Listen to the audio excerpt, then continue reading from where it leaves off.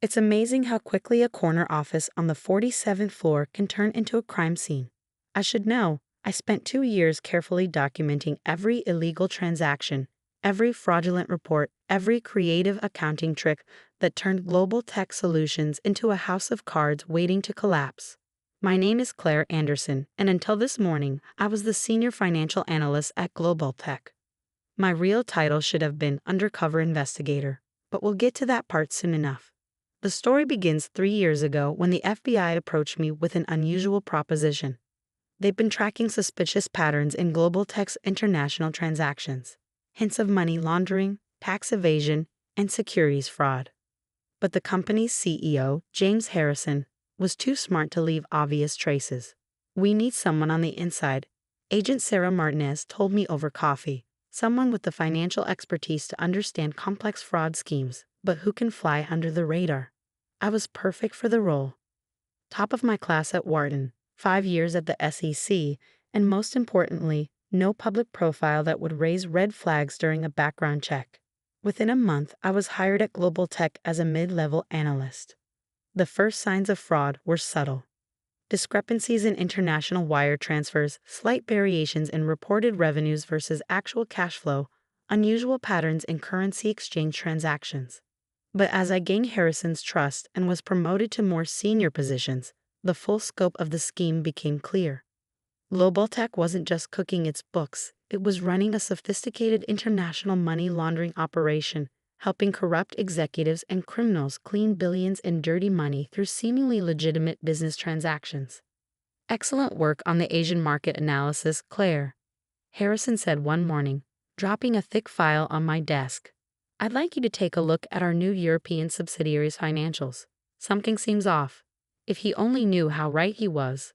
The European subsidiary was a shell company designed to hide the movement of funds through a complex web of transactions. I spent nights carefully documenting every detail, building an airtight case while maintaining my cover as the quiet, efficient analyst who never asked too many questions.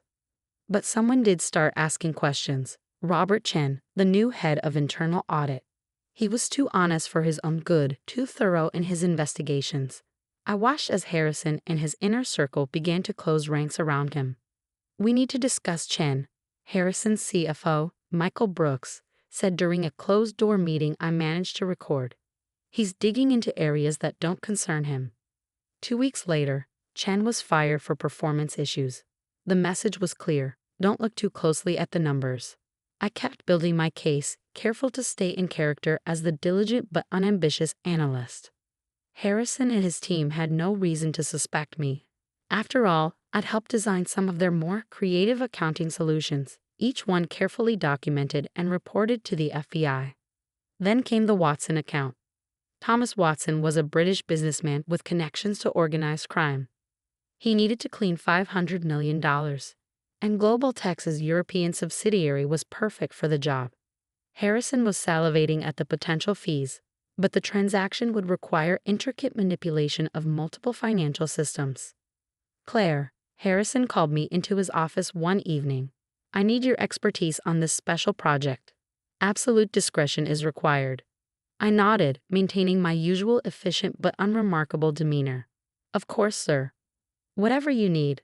For the next 3 months, I helped structure the Watson transaction, documenting every illegal step, every fraudulent document, every secret meeting. The evidence was damning, but we needed Watson to actually transfer the funds before we could move. The transfer was scheduled for tomorrow morning. Everything was in place. The FBI had their warrants ready, the SEC was prepared to freeze assets, and my 2 years of undercover work were about to pay off. Then Jessica Parker walked into my office. Jessica was Harrison's executive assistant, young and ambitious, with a talent for discovering secrets. She closed my door quietly, her face uncharacteristically serious. "We need to talk," she said, placing a folder on my desk. "About these." My heart stopped. Inside the folder were copies of encrypted emails I'd sent to the FBI. Someone in it must have found a way around my security measures. "I don't know what you mean," I said, keeping my voice steady. "Don't," she cut me off. "I know what you are. The question is, what happens next?" Before I could respond, my phone buzzed. A message from Harrison's office. Emergency executive meeting in 10 minutes. Jessica stood up. I guess we're about to find out. I followed her to the executive conference room, my mind racing. Had she already told Harrison? Was this meeting about me, or was it about the Wharton transaction? The room was full when we arrived. Harrison, Brooks, the entire executive team, and several board members attending virtually. Harrison's smile was predatory as he gestured for me to sit. Claire, thank you for joining us. We've been reviewing your recent work, and there are some concerns. I kept my face neutral, wondering if this was about my investigation or just another performance review. Specifically, Brooks added, your handling of certain sensitive accounts has been questionable. Harrison leaned forward. We've discovered some unauthorized communications from your computer. Care to explain? So they knew, or thought they did. I glanced at Jessica, but her face was unreadable. I'm not sure what you mean, I said carefully. Harrison's smile widened. No? Then let me be clear. You're fired, effective immediately. Security will escort you out. And if you're thinking of causing trouble, remember, we have evidence of your involvement in every transaction you've touched. Of course they did. That was the point. I stood slowly, straightening my jacket. You're right, I have been involved in every transaction. I've documented them all very carefully. In fact, I'll be sharing my documentation tomorrow morning at 9 a.m. I'm sure the SEC and FBI will find it fascinating. The room went silent. Harrison's smile froze. You're bluffing, Brooks said, but his voice wavered. Am I? I pulled out my phone, held it up. Would you like me to call Agent Martinez now? She's been looking forward to meeting you all. Harrison's face turned red. Security, he barked. 2 guards appeared at the door. I gathered my belongings calmly, making sure they saw me pick up my encrypted laptop. Don't leave town, Harrison called after me, trying to sound threatening. I turned back at the door. Oh, I won't. I have a meeting tomorrow morning, several meetings actually. The FBI has lots of questions about the Wharton transaction. Harrison's face went from red to white. Behind him, Jessica smiled slightly and gave me an almost imperceptible nod. As the guards led me to the elevator, I could hear raised voices from the conference room. My phone buzzed. A message from Agent Martinez. It confirmed the transfer is still scheduled for 9 a.m. Everything in place. I smiled, typing back. Perfect timing. It just fired me. Full panic mode engaged. The elevator doors closed on my last view of GlobalTech's offices. Tomorrow, this place would be swarmy with federal agents. But tonight, Harrison and his team would discover exactly how thoroughly I documented their crimes. And Jessica? I had a feeling she'd have some interesting conversations with the FBI too. I spent the night in a secure FBI location, reviewing 2 years of evidence with Agent Martinez and her team. My encrypted laptop contained enough documentation to put GlobalTech's entire executive team away for decades. The Wharton transfer is still scheduled for 9 a.m. Martin has confirmed, checking her phone. Harrison's too arrogant to think we could touch him. I pulled up the transaction details on my screen. He has no choice. If he cancels now, Watson's people will ask questions. Dangerous questions. Our teams are in position, Martinez said. The SEC has the freeze orders ready, the moment that money moves. Everything falls apart, I finished, just like we planned. At 8:30 a.m., we watched through surveillance feeds as Harrison arrived at GlobalTech's offices, looking confident despite the previous day's confrontation. Brooks and the other executives followed, all trying to maintain their usual routines. They've been in emergency meetings all night, reported Agent Wilson, our surveillance lead. Legal team arrived at 3 a.m., left at 6. Lots of document shredding. I smiled. Too late for that. I've got copies of everything. At 8:45, Jessica Parker arrived. She walked straight to Harrison's office, not her usual routine. Through the surveillance feed, we could see their heated discussion. Think she's warning him? Martinez asked. No, I said confidently. She's making sure he goes through with the transfer. She's been building her own case file for months. Martinez raised an eyebrow. You knew? I suspected. She was too good at her job, too careful about documenting everything. Classic whistleblower behavior. At 8:55, Watson's representative called in from London to confirm the transfer. Harrison, despite his obvious nervousness, gave the go-ahead. Money's moving. Agent Wilson announced, watching the financial tracking systems. First stage transfer complete. Martinez picked up her phone. All teams, execute. What happened next was like watching a perfectly choreographed dance. FBI teams simultaneously entered GlobalTech offices in New York, London, and Singapore. SEC officials froze accounts across multiple institutions. And I watched through the surveillance feed as Harrison's face changed from confidence to confusion to terror when the federal agents walked into his office. James Harrison, Martinez announced, striding into his office with her badge held high. You're under arrest for money laundering, securities fraud, and racketeering. I waited in the FBI command center, watching the operation unfold. One by one, executives were led out in handcuffs. Brooks tried to run, making it as far as the parking garage before being caught. The board members who had attended yesterday's meeting remotely were being arrested in their respective locations.